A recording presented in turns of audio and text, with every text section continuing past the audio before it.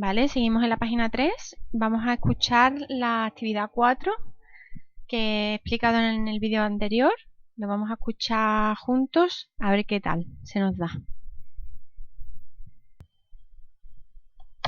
7.3.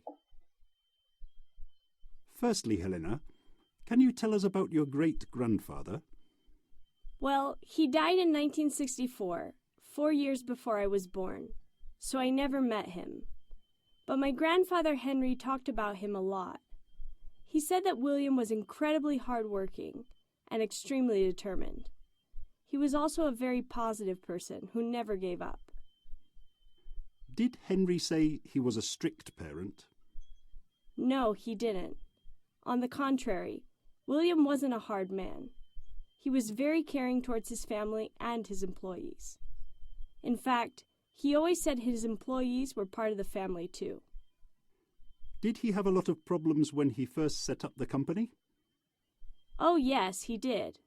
His family didn't want him to leave his job and start on his own. His parents worried about the insecurity and the fact that he could lose all the money he saved. And what about his wife, Margaret? Did she try to stop him? No, she didn't. She wanted William to be happy, and so she started helping him.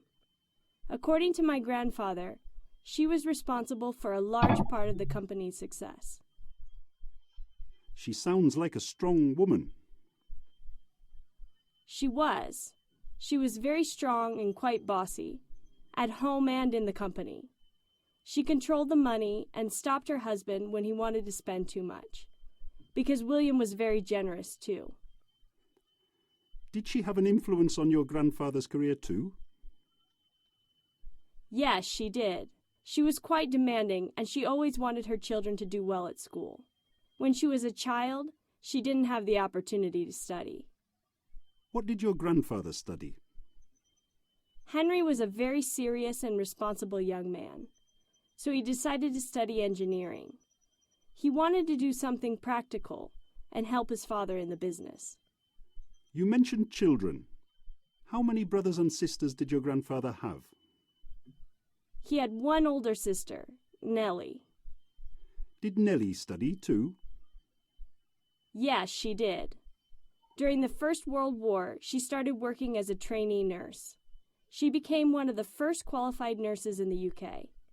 She was a very brave woman who helped a lot of soldiers. She was also very independent. She never married, and she continued working until she was 75. You certainly have a very interesting family history.